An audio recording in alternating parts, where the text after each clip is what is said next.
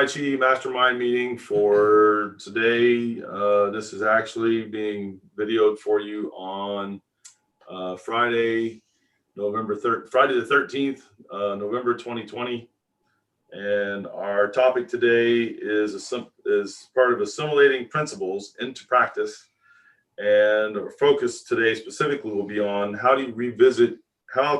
often do you revisit information that you already own, and practice time allocation, especially as you get deeper in the art and have enough to practice that it's like there's not enough hours in the day for all of that, or I don't have enough hours in the day for all of that kind of thing.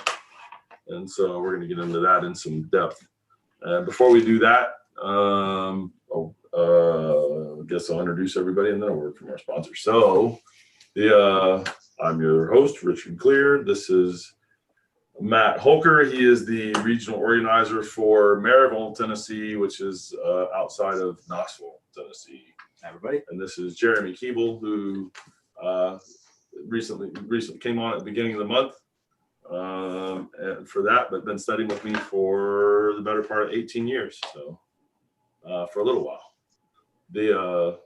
And so if you guys hadn't said hello or whatever already, I'll give you a moment to do everybody. That. Hello. Good to be here. And then with us is Art Don from the Washington, D.C. area. I'll let him tell you where. Hi, I'm in Greenbelt, Maryland. That's about 10 or 12 miles east of Washington, D.C. Also known as several hours away. Yeah. Right. Try to keep it quiet. Yeah. Sheila Bell from Costa Rica, and she's got several areas there. Hi, everybody. I teach in La Veria and in Playas del Coco and in Playa Panama, which are all in Guanacaste in the northern Pacific region of Costa Rica. Welcome. And Harry Legg in Verona, New Jersey, outside of New York City. Hello. Thank you, Sifu. And do you have more than one location there? I know you teach in Verona, but between you and Paul, organizationally, do you have a couple of different places? Sure. So officially Verona, New Jersey, although I also teach in neighboring towns, going out into the park when the weather's nice, which of course is going to change as we go into winter. But I do have a facility here at my house, and Paul teaches in Fairlawn and teaches at his home and at a couple of locations nearby as well. So there's, and Fairlawn is about 30 minutes from me, still in the northwest area of New Jersey. So cool. Thank you. Welcome. Chris Walsh in Maine. I'll let him tell you what part. Thank you, Sifu. I'm in Hollowell, Maine, just outside of Augusta, Maine. Cool. Welcome. And Phil Chan in Columbus, Georgia. Hello, all. Columbus, Georgia. And Jim Kelly in Boca Raton, Florida, and he's got a couple other places down there he teaches as well. Hello, Sifu. Yeah, we're trying to expand, trying to get things going, but as with everybody else, this COVID stuff is making life difficult or challenging. But yeah, Boca Raton, we've got the classes going, and getting new people coming in all the time now. It's good to see people getting back out. Yep. Oh yeah, they're tired of being stuck in the house. Yeah. And welcome, everybody. Welcome. Quick word from our sponsor here, 24/7 Qigong, which is located at clearqigong.com. clearqigong.com, and that's a good way to try to start assimilating your practices and the things that you're doing while you're doing other things during your day, and so that you kind of have an ongoing training and correct practice of your skill sets going on. And so if you want to know how do I get all these things into a day, that is really going to be helpful that way. All right. So how often do you revisit information you already own was kind of the next question there. And and I've got a number of things here for an answer. The only thing I'll throw out kind of before I let you guys all speak to it is that I do practice to own whatever skill or skills I'm working on at least a little bit every day. So if I've got something that is a skill that I've got or that I'm building, I will put time into it very steadily, fairly consistently, with the goal being to that I put enough time into it every day that after a week, a month, 3 months, 6 months, that I've really got an accumulated time there doing that thing, even though on any given day I didn't necessarily put a whole lot of time into it. And then obviously if I can, or if it's brand new, then I would like that. And so then I spoke to sort of a certain aspect of this, but there'll be more, but I wanted to give you guys a chance to speak to it. Let's see, Art, you want to go first? Okay, well, the first thing I learned with Tai Chi is the form, and going back to working with different aspects of it now after learning the postures or the choreography of it. I work it with different areas of focus. For example, I might go a little slower to watch or feel the energy and how it is circulating, and the different energies that are moving through me. I'll also work doing the form more slowly to keep the vertical alignment and connection, so that I have, I'm a whole unit operating effectively, and the energy flows well throughout. And another area time or another facet of focus would be working with the different energies, whether sort of more lightness and wavy motion, or working with electric and magnetic energy to feel the energies going through me, and concentrating on that to try to develop, again, different aspects of Tai Chi. So part of the question there is, how often do you revisit that, since like those are from things you know and have done, right? And you're saying you practice those. And so it's how often do you revisit that information, or is it that you just make sure that you're kind of getting that every day, and then because you're doing it that way, it gets into different aspects of things that you're trying to revisit? Well, I depending on the day or a sequence of days, I may be focusing on a particular facet. For example, developing electric and magnetic energy, and I'm focusing on that for a while. And then other days I'll focus on other energies, or as I say, the slowness, making sure I maintain my connection and alignment. So I'm not trying to do everything all at once, but focusing more on a particular aspect, and sometimes trying to maybe bring them all together a little bit to see if I can keep various energies going on and aspects. And Yeah, so you're saying you'll isolate something out, and then basically at the end of it, you'll work it where you're kind of doing everything at the same time, so that you get a revisit on a bunch of things, even though you may have focused in on something specific. Is that kind of what you're saying? yes, yeah, I'm just trying to see how well I can work them all together. Okay, cool. And you kind of do a little bit of that every day, huh? Yeah, ideally, yes, for the most part. And the time variation is how much time exactly I spend on a particular area and how complete I get to do everything. But at least a little bit of some focus, yes. Cool. Sheila? Yeah, this is a particular area of interest to me, and I'm very curious to hear what everybody has to say today. Mostly because what I find is that your level sort of is the average of what you're doing, and I have a lot of beginner classes. So in order to move forward myself, I have to really make sure that I separate going over the basic level with practicing for my own development. Because I can get 4 or 5 hours during the week with just my students, it may not be as as much of a growth for myself, you know? So I try to get at least half an hour a day on my own focus.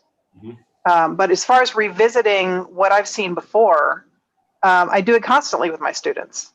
But what I also like to do is to go back and see the materials in more detail so that I don't confuse them by trying to introduce things that I'm working on myself or that are perhaps, you know, beyond their ability to understand at this moment, because they need to get the more basic level first before they move on. So that's part of it, my curiosity about today's topic. But I'm sort of reviewing things constantly. Like I went through the whole healing workshop notebook and all my notes in order to prepare for this advanced class. And I came across things that I hadn't really captured my first time through. And through working in the other branches of our style, I now understand some things from, that was my very first workshop ever, that I really didn't get at the time. Yeah. So it was very, very, it was a really great idea to go back and review all of that, because I see that there are a lot of things that are still to be gained from going over previous materials. Yeah, to revisit it, sure, absolutely. Well, and you get it because of other things you've learned. You see it through a different set of eyes too. And that program is designed so that if you saw it 7, 8, 9, 10 times, that time, the fifth time you saw it versus like the 7th or 8th time you saw it, it should seem like it's kind of different, even though if you look at the book that we're following, it's the same. You know, it's one of those good books, you read the book 10 times and you got different stuff out of it every single time, and really very different perspectives and all that. So yeah. Yeah, absolutely. And I never feel badly about working with my students who are just learning too, because that strengthens me both as a teacher and as a practitioner. But I do think you have to kind of keep one eye in each direction, because you could sort of plateau if you don't try to move on and improve. So one of the things with that, and you have to be careful doing what I'm about to tell you, because it's one of the reasons they don't let me get in front of the beginners, because they kind of pick up at least a little bit on what I'm doing, and then they start doing it and they quit Tai Chi altogether. And that is that with a lot of the internal skill sets, you can really do them. Think about external weightlifting. You know, you pick up a weight, 5-pound weight, and then you want to add more weight. Well, now you pick up the 10-pound weight. You've been doing that for a while. Now you pick up the 20-pound weight. You've been doing that for a while, and the 40 and the 80 and the 100 and whatever, and you keep building like that. Well, internally, let's use root as the example. If you're rooting 10 feet, and then you're rooting 20 feet, and you're rooting 50 feet, 100 feet, as most of you, probably all of you here actually are aware of, it gets to be quite a bit more work the deeper you go, until that becomes, you know, if you've been lifting 50 pounds on a regular basis and you're working on 150 pounds, then you don't feel like you're working out that hard to do 50 pounds. And if you did 20 pounds, it'd feel like nothing, right? Completely nothing. And so you keep working for that deeper, stronger, more the internal workout, but you're doing it at your own level of ability that's appropriate to you, with an eye towards increase.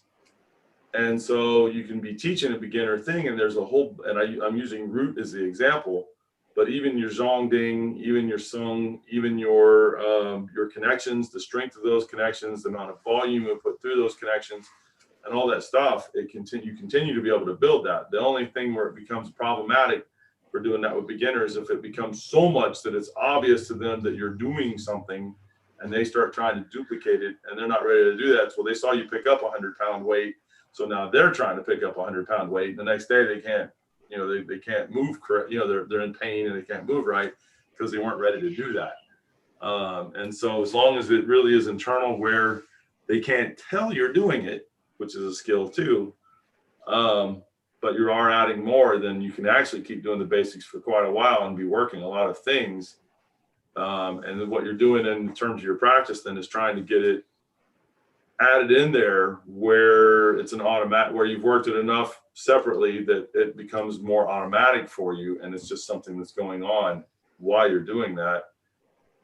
Again, if somebody's being super hyper aware of what you're doing, then they can be like, well, you're doing this thing I'm not doing. Yeah, don't worry about that. Do the one I'm telling you, and I'm doing that too. So do that, you know, and maybe even isolate it. And in the isolation, that being able to distinguish becomes how well can you do that? How quickly can you get to that place?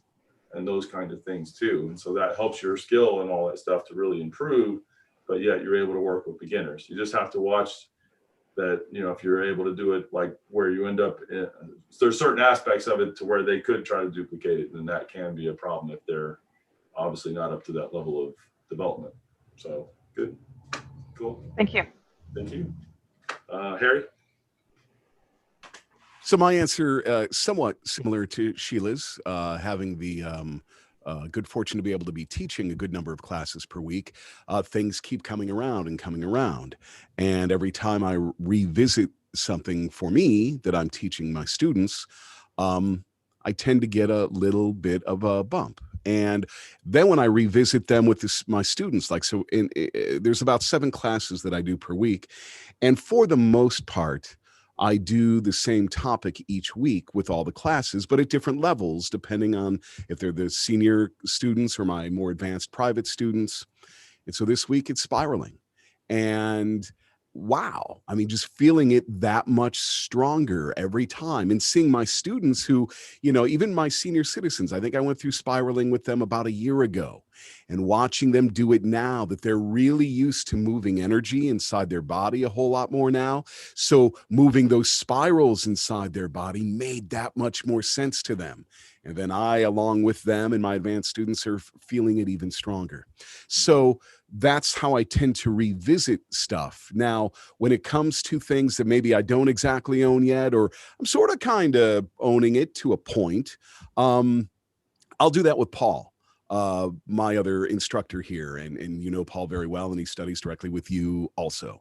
And Paul comes over every Friday, so he'll be here right after this call, and we run through the channels, you know, keep flipping the channel. You know, what are we working on now? Let's feel a little hen and ha. Let's feel some float. Let's work this. Let's work that, and experiment and play and hone in on stuff. And so that's how I get the chance to do that as well. Cool. Sheila, I did mean to ask you, do you have some intermediate classes so that once people have been in your basic beginner class for somewhere between a couple months and 6 months, that they've got a class they can kind of graduate to that's a more intermediate class? In theory, yes. Because of the corona, actually, my intermediate students are not wanting to come out. Sure. We did do some online classes for a while, but it's kind of hit and miss. I have about, I mean, part of the problem is that I have different locations. Mm-hmm. So it's hard for me to combine, you know, it's kind of like that pyramid thing where you start out with a lot and then there's the intermediate and then there's, you know. Sure. So I would love to combine and have just like one larger class of intermediate, but it ends up being 2 or 3 people. And so then if one doesn't come and I drive all the way there and maybe there's nobody, and so it gets a little frustrating. Yeah. But yes, in theory, I do have maybe 5, I would say 5 fairly, I don't know if the right, let's say intermediate students. Yeah. But you do have the outdoor thing too, where they could drive to you. Oh yeah. Yeah. So right now up at the farm, and for anybody who's interested in going to be into Costa Rica, there's also an opportunity in Bijagua de Opala, which is in the mountains as opposed to being on the beach. And I have a really nice platform up there, but so far I've only used it to do like weekend workshop kind of things. I don't have a regular class there at this time. I would love to, but it's a little bit more of a remote location where people would have to drive a bit to get there. So special occasion location. Cool. Okay. You might even try with, so you do see some of those more advanced people in the beginner classes, some or not so much? Yeah, no, I see them occasionally, but we don't have, at this time, we don't have a regular class, but they are missing it, and we've been trying to coordinate. It's just a question of who's comfortable with what, and then what day and what hour, because, you know, the slot that we had for ourselves has kind of dissipated in the quarantine times. Right now in my area, there's a bit of a surge with cases in the coronavirus, so people are being careful. I think worldwide right now, or most Yeah. worldwide.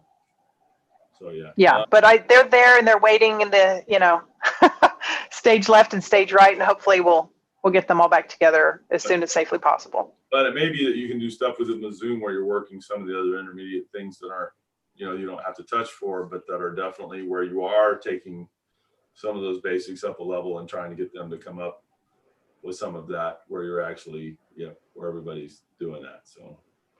Yeah, for sure. And it's pretty interesting too, because we actually all started under a different teacher together. And so we've actually been doing Tai Chi together for maybe 15 years, on and off. Sometimes there'll be sort of a period of time when we don't really meet, but they have enjoyed very much feeling the change, since I started studying with you. Yep. The other one is if you had it where it was just one-on-one, if they're coming to you, so that way you can handle more than, if you're driving all over creation, that can be tough. But if they're coming to you once and out, and then somebody else is coming to you like that, and one at a time, masked up, hand sanitizer, and whatever you're doing, and then you can get into more stuff like that too. So yeah, yep. Yeah, hopefully I'll have a single location at some point that people will come to me instead. That would be lovely. Yeah. Chris? So I try to keep a log, and I plan my training. So I look at, I have the whole list of all the things that I've done. I have notes that go along with what I've done. Then I have the list of things that I want to do that's, still in the next level, the next module that I'm trying to get to, or I have started a little bit. And I just cycle through it a little bit. I'll go through it when I'm planning my week and decide, okay, I think I'm still good here. I'm still good here. And then I'm like, okay, I have to go back and revisit this. And I want to minimize how much I'm revisiting, so I can move forward with the new modules. But there's this balance between how much time I'm putting into it. So when I'm doing a good job and I'm keeping up, I'm able to not revisit as often, and I can spend more time on new practice. But it just fluctuates a little bit. So keeping the log is what helps me, even if I'm not really diligent about keeping dates of when I do stuff. I'm able to just revisit it by going through the list and say, okay, I'm good here, I'm good here, I'm good here. Maybe I should try this, and I'll do it maybe once or twice. If it's good, then I move on, and then I plan my week and say, okay, these are the things I'm going to focus on. Yeah. Cool. Yeah. And I do the same thing with the students. So, what am I working on with them? Where are they at? Okay. Yeah, it makes sense. Yeah, that way you're helping them to get a certain kind of a practice habit in there too, which is good. Right. Yeah. Yep. Cool, man. Bill? I'm probably less systematic than most of the others, but what happens, what inspires me to revisit something is if I'm working on something new, and then something comes up and says, oh, let me look at that, or do I really have that, or how does that feel, or something like that. So that's kind of how I get inspired. It's not in a systematic way, but things come up from time to time, and then I have the incentive to rethink it and work on that. So it's not systematic, but it can happen. Yeah. Yep. I get it. Yep. Cool. Jim?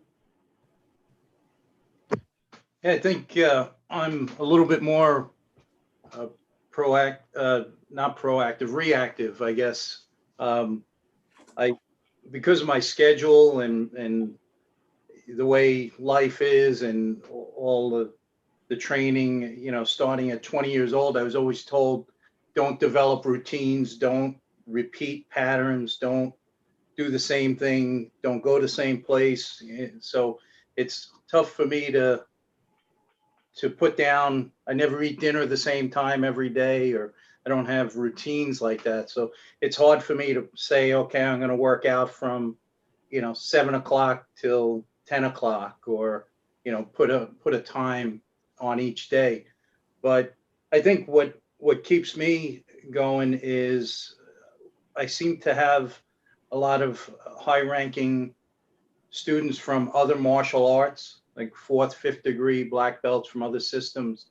And they ask a lot of good pointed questions, and they ask a lot about techniques.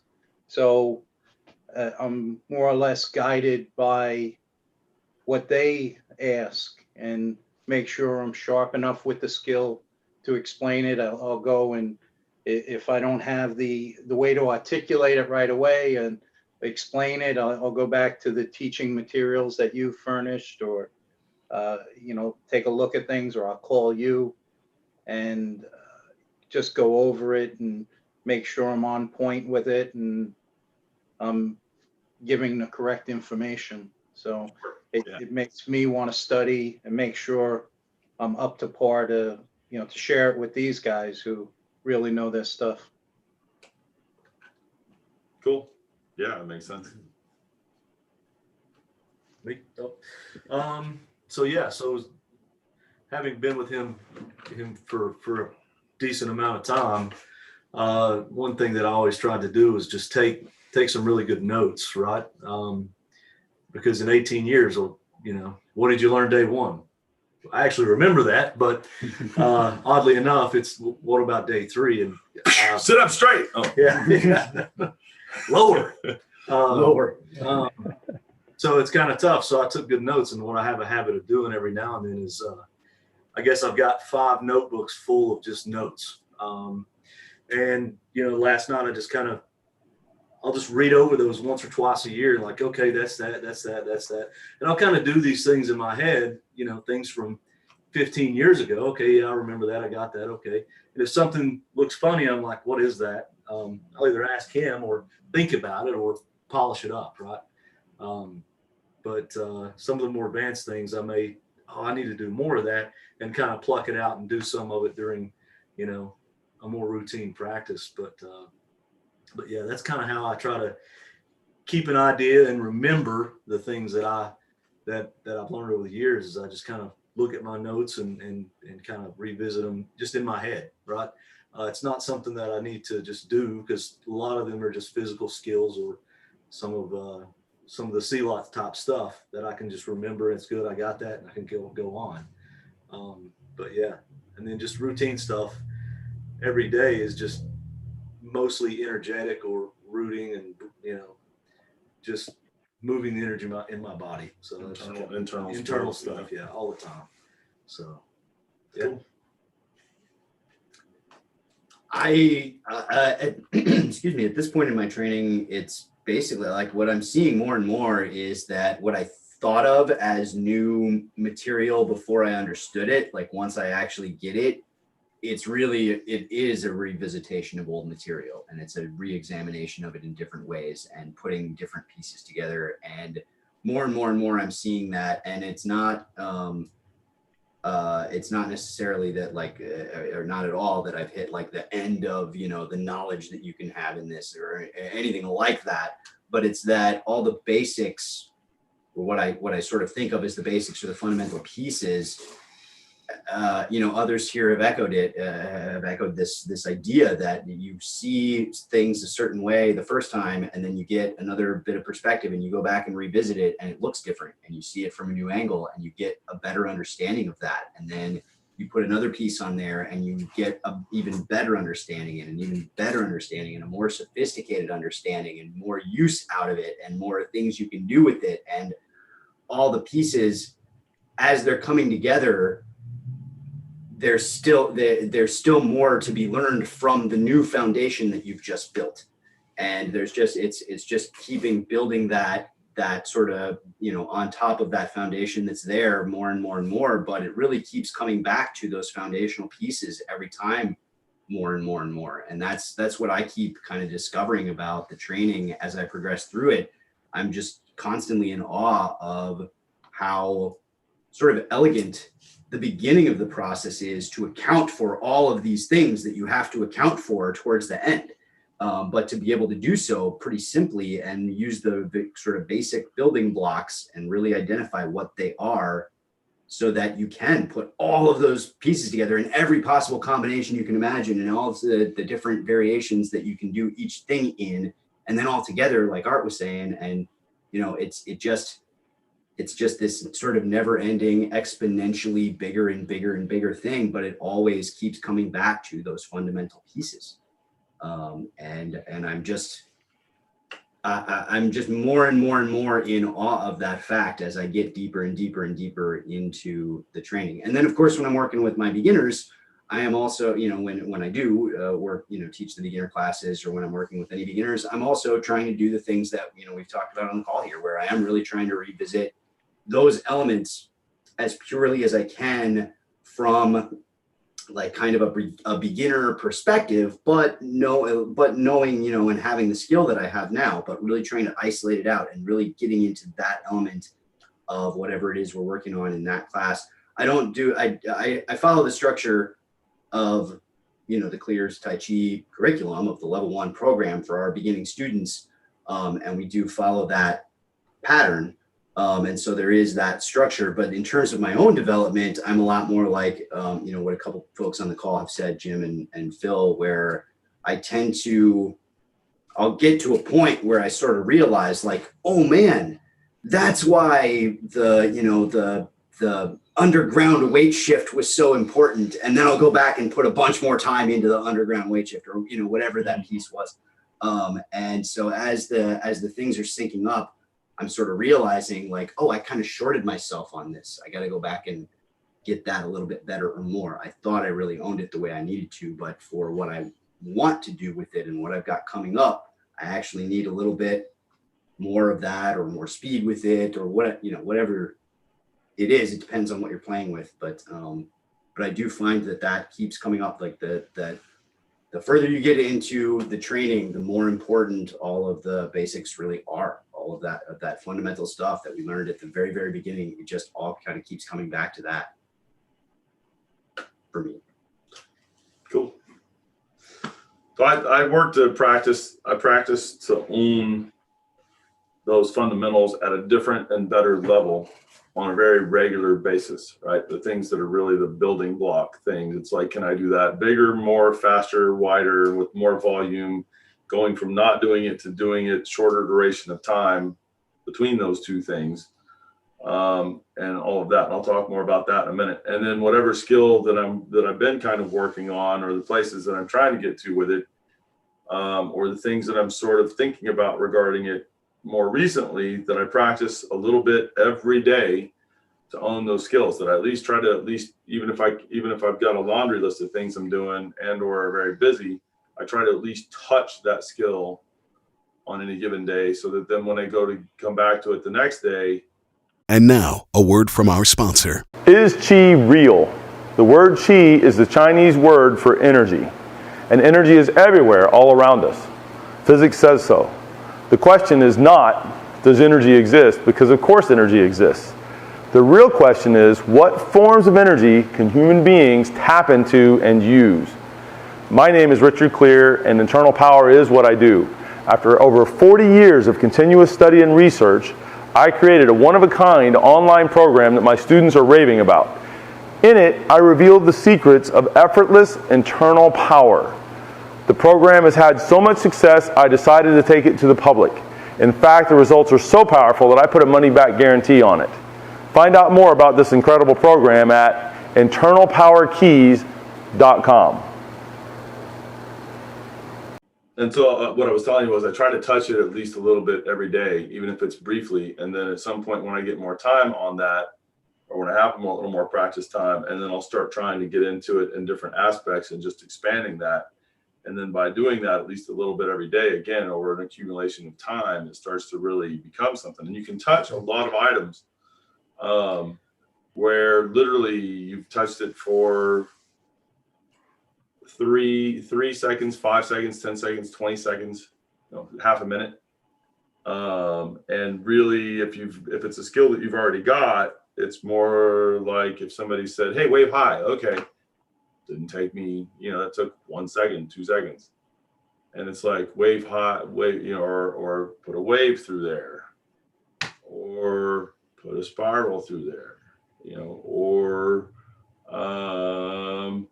expand and contract, and those kind of things. I'm using those as examples, but you can take a lot of different skills if I'm coiling through and getting that, so that it's not just the hand or the arm, but I'm doing that all the way through my body to my feet. And again, I can do it enough to be like I did it all the way to my foot and all the way back up through me and out, back out to my hand. How long did it really take me to touch it? And if it's like, oh, that feels terrible, wait a minute, okay, I'm gonna have to go a little slower. I'm gonna have to take a little more time with that. I'm gonna have to make that a little bigger. I'm gonna have to feel out where the kinks are and why they're there and those kind of things. And then that can be true with whatever it is I'm kind of working on, or most things. So then it's how much can I do? What is the volume and my capacity for volume? So if I'm doing it and I feel like I can't really do more, what is it that I can do that would give me a better capacity to do more in that thing? How fast can I do it? There's the physical speed. There's the mind speed. In other words, if I'm trying to set like a downward, there's the physical act of going downward and how fast that can happen. There's the energy moving downward, or the mind moving downward, and the energy following it. And so the E and the Chi. And then if I'm doing it where I just think about down, how quickly can, and I'm using down right now as the example, but it could be up, it could be out, it could be in, it could be other directions and motions and actions and either expressions or for lack of a better word, flavors or things like that. And then part of what you're building towards long term in the Tai Chi, and this is where the Tai Chi roadmap kind of comes into play, is that you're doing a lot of skills at Li, and then there are separate and building and work at the mind skill level. But then you take those Li skills and you get them all at mind level, and not mind level where you think you're doing it, the mind level where you are doing it, but it's at that level of practice. And then the same thing at Jing, which is the mind directing the energy, and then at the Shen level, like that. And so all those skills get moved up into those other ways of doing it. And what happens if you're doing it properly, it's not like you went to mind level and your body didn't do something. Your body's still doing things, or the energy inside is still doing things. If you're doing it with your spirit, really, then the mind things are still happening like that. And so one of the rules of thumb that is true there that I use, and this is an approximation, is that the mind is about 10 times faster than the body. The spirit is about 10 times faster than the mind. And that's just something that if we're touching plan that is very easily demonstratable that is the case. And then it's how fast can I turn it on from 0 to 100%? And I'm working increasingly to get that time shorter. That doesn't mean I'll do it. Okay, I did it all and I stopped. I don't have to make my practice short, but I'm not doing it. I'm waving and doing it. How long did it take me to get that on? If I'm going to spiral, how long did it take me to get that on? And I want it to be an automatic for me, that if I needed it, whether it be because I fell down and I'm trying to catch myself, or to fall into that in a way that's safe for me, or I get in a car crash and it's out of nowhere, or it's for self-defense, or it's even from an interacting, playing and having fun standpoint. Look, having the two children there, I can tell you they have a tendency when to play where it's hello and you're like, okay, and you need to be able to respond very, very quickly, or it's like, whoa, okay, daddy, okay, honey, I hope you have a good time. Especially with Carly, because she can get you. So you get the idea. Chase could do just different, that's all. Yeah, but yeah. And then can my speed or my ability or the skill set be triggered by my mind, the E?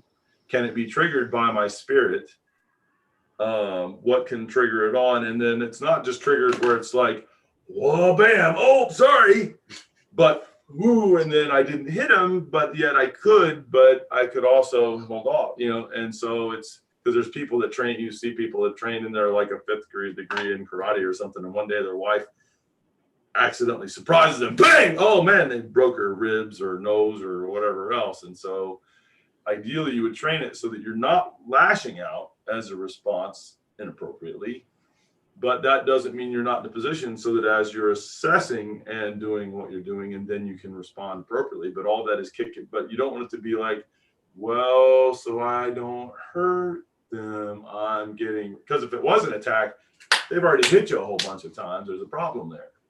And so I want to be able to be on right away, and yet I'm not doing something that's offensive to somebody I didn't want to do something offensive or need to do something offensive to. And I can go, and then when as soon as I identify, which ought to be that identification, how quickly can I identify and understand that? And then if it's boom, I can be there like I needed to be, how quickly, right, for doing that. And so that kind of speed, both the speed of the response physically, mentally, spiritually, and the speed of the assessment, and then the speed of I'm not doing it to I'm doing it. And so there's a lot of aspects there that you can think about. If I'm going to do Tai Chi with beginners, it can be, okay, everybody get into the posture. They're going to be behind, they're going to be late to that game compared to me, most likely. But I didn't affect their practice in a negative way to turn that on like that.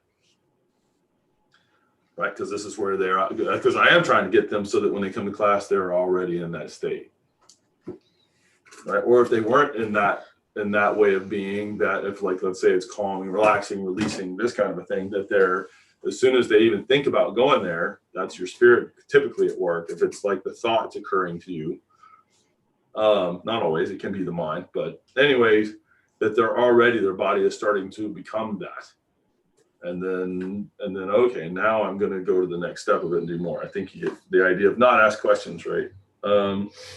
What is my versatility? You know, how, if I can do it, well, how much can I do it while I'm sitting down, when I'm standing up, when I'm laying down, when I'm doing some other activity, when I'm, how through and through can I do it? If we're talking about like a spiral, how big of a loop through my system can I make? How small and refined of a loop can I make? And so, and how the coil, let's say it's the coils of the loops, even if they're smaller, how wide, how big of a gap between one loop to the next one? How big of a gap? So maybe they're the size of what this is that I'm holding, you know, the size of I can't think of it. Yeah, grapefruit, you know, are they that, and you drew one line around it? Or is it that they're sitting right next to each other, and so those loops are very, very close together, so that in the same 12 inches of space, is it one loop going around that 12 inches, or is it a loop for every inch, or every half inch, or every quarter of inch, which means there's a whole bunch of loops happening in there, even though it's all a spiral still? And can I change that size? Can I make it wider, smaller, bigger, faster through the progression, like that? And then the sizes of it, whether it's a very, very, very tight in terms of small space, that it's from point A to point B, or it's a very big space, you know, very big looping, for, in this case, from point A to point B. So much wider loops, and those loops could be big and very small, close together. They could be big and they could still be one loop to get across, you know, several feet.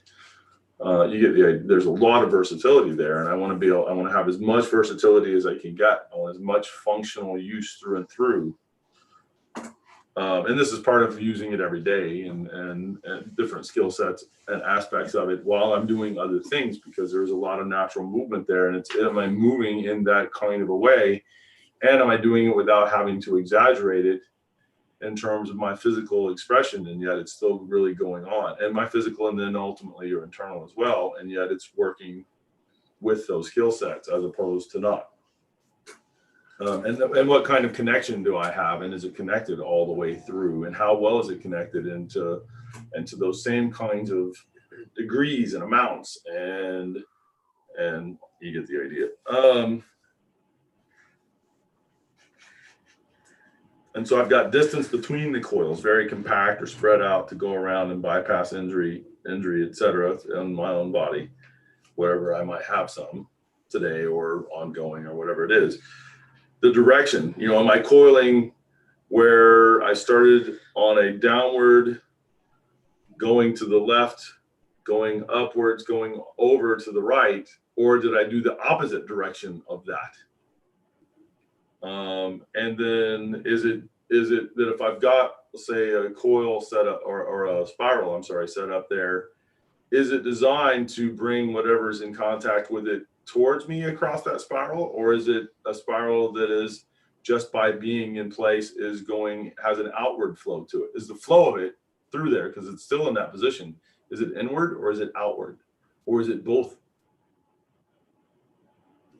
And I'm using the spiral as an example, but the same thing applies for lots and lots and lots and lots of other skills. It would be different factors, but still a wide variety of factors that could be worked with on that. And what I'm hearing you say is kind of every factor you can think of. Oh yeah. Until there's no more time for practice. Well, it's until it's time to go to bed because you were doing it all day while you were doing other stuff. Come on, tell me the rest of you don't get off and go to the bathroom. You get the idea. Depends on how bad. Especially in public. No. My daughter often accuses me. She says, "Why are you doing the Squidward dance?" The Squidward dance, I love it. Because I haven't mastered SpongeBob yet. That's right. Unboxing. But I'm working on it. Anyways, can I do it when I'm feeling really, really exuberantly great? Can I do it when I'm feeling not so great? Can I do it when I'm feeling tired? And obviously with the idea of maybe or sick, that kind of a thing. And I may have to really be conserving and trying to let it work. And this is ideal, letting it really work for me more than I'm doing it, trying to overtly do it. Ideally, eventually it is so internalized that if I'm reaching for something, there's a lot of times I feel these days sort of this oozing, as my one geology teacher liked to say. He talked about volcanoes and lava and the ooze down the side of the mountain. You get very excited. But anyways, but that kind of a thing, or where it flows or it floats or it sinks and settles to, and those kind of things where you're really able to kind of put that into play. And where there's always a mind component, an an energetic component, and or depending on your perspective, and by that I mean your perspective of how you're perceiving what is around you and what you're doing and what you're engaging in and how you're engaging in it, a spiritual perspective as well. And then through the lens a lot of times of a specific skill or skills. You're doing that, and then that becomes part of your practice and part of how you are expanding and increasing. And then when you revisit things and you may have hit more territory by doing that with whatever skill that you had, that when you go to do it, that skill, I almost forgot about that, and let's put that in there. And then you start putting it through that process as well, and it gets magnified in all those kinds of ways, and due to those new understandings and experiences that you've had. Makes life fun too, but it's another topic. Anyways, any questions, thoughts, anything for any of that? I know I kind of went on and on for a minute there, or 3 or 10. Okay, food for thought. What's that? Sifu, I had a funny story about what you were talking about being able to be on, but also being able to know when you don't want to follow through. Sure. So I had I was taking some weapons training from a Shorin-ryu instructor many years ago it was in Maryland. I'm trying to think of what city it was in. Anyway, and one of his students was competing for the affections of a woman. Uh-oh. And he was a very serious karate person. And he would, when he was working on his heavy bag, he either had a picture or he imagined his rival being that bag. Oh my. And so one day he was visiting this woman that he was competing for. There was a knock on the door, and it was the rival. And without thinking, his leg came out and just knocked this guy down. So the girlfriend was not pleased. So I don't know what happened ultimately, but anyway, it was one of these things where he had really trained himself, and you know, it was very effective, but he didn't have the brakes. Yeah, he didn't train to have other things other than bam, oops, you know. So you really can train that, but it can be hazardous too.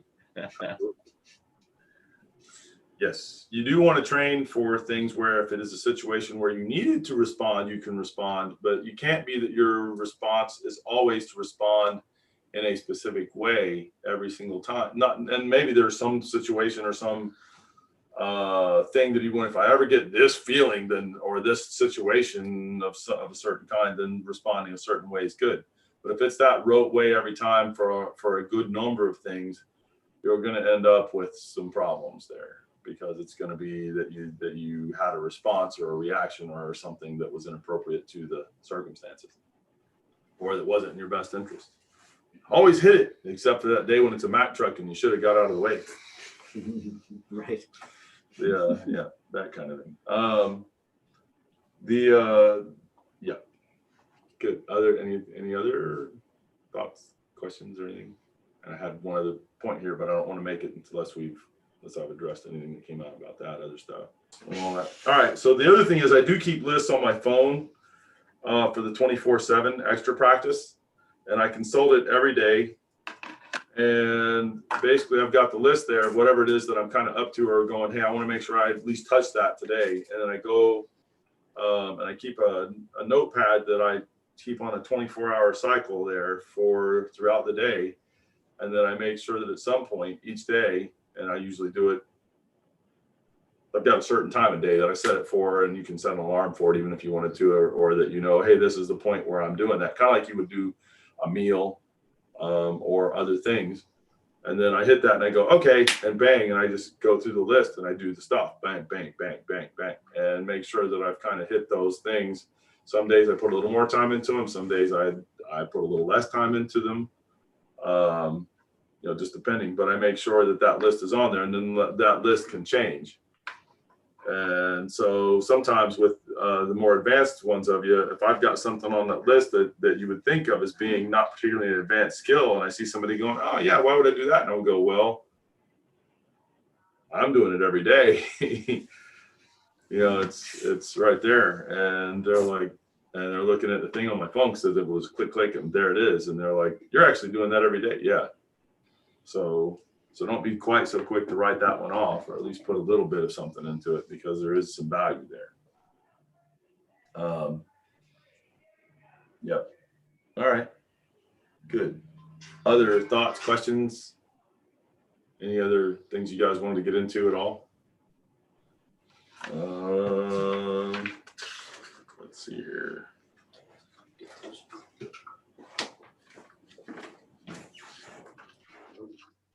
Personally, I will say that training softness and relaxation every day, and working on that some every day, and trying to get that specific quality through me better and more, has allowed me to be a lot more responsive and assessing and, you know, aware and things like that, so that when people or you know, whatever takes me by surprise, I'm not reacting inappropriately. And there's a couple of occasions over the last couple of years I can think of where at a Christmas party, we had a student, I don't know what, somebody told her something about how the guys would react, and she started running up and just kind of shoving everybody, and like by surprise. And I didn't realize this was coming. I didn't know this had happened yet. I put it together after I watched her go do this to a few more guys after she did it to me.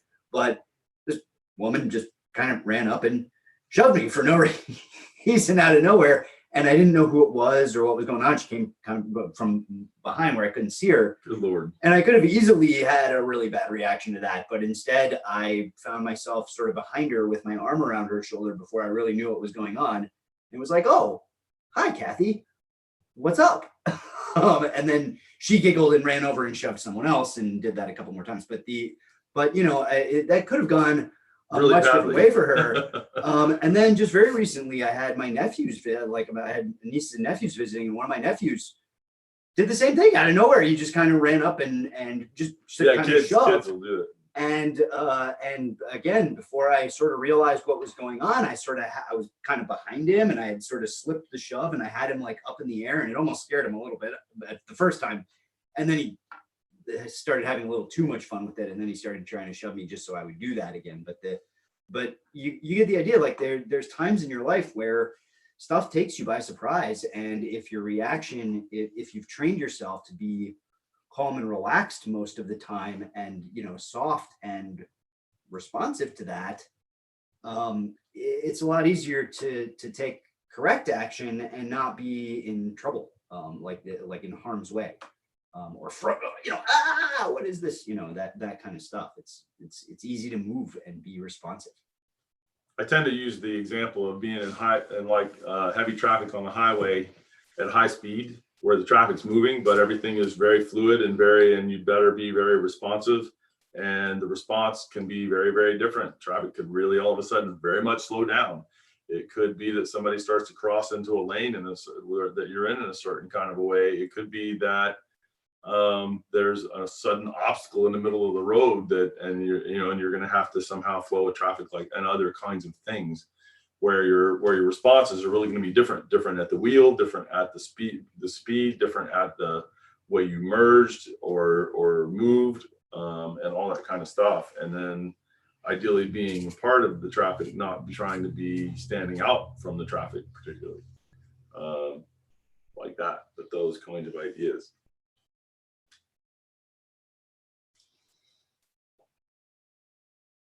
What I've got here, I'm trying not to jump into another subject that's going to be very time consuming, where we'll leave it for another time. But I think I will address this and then see if there's anything you guys have as questions or more for that. And it's, how much time do I allocate to each aspect of practice?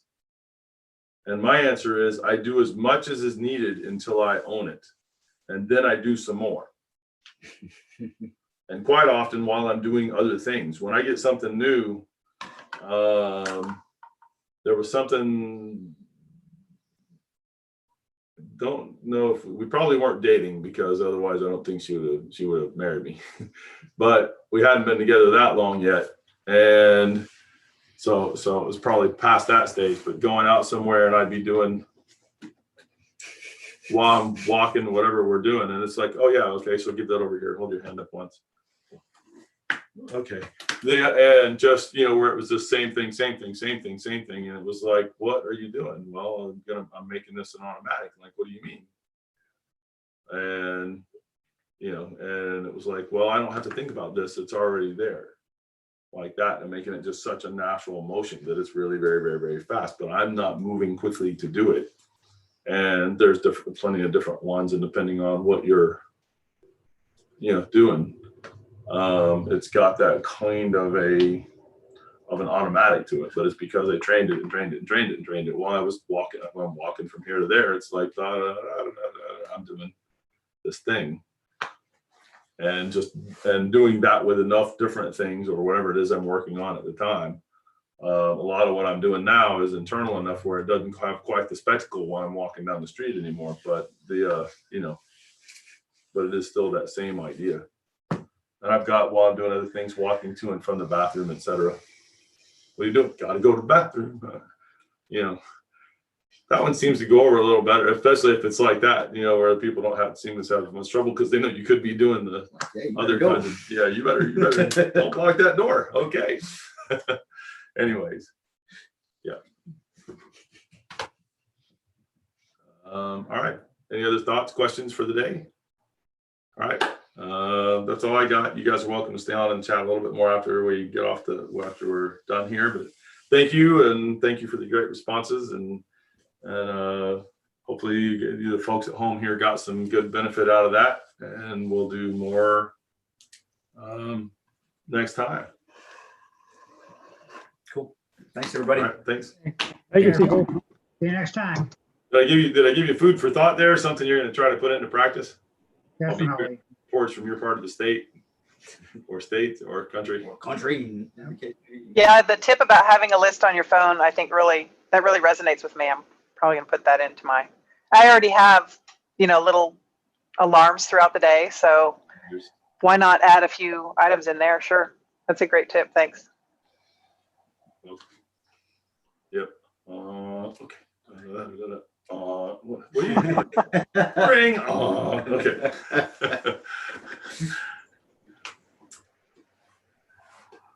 And now, a word from our sponsor.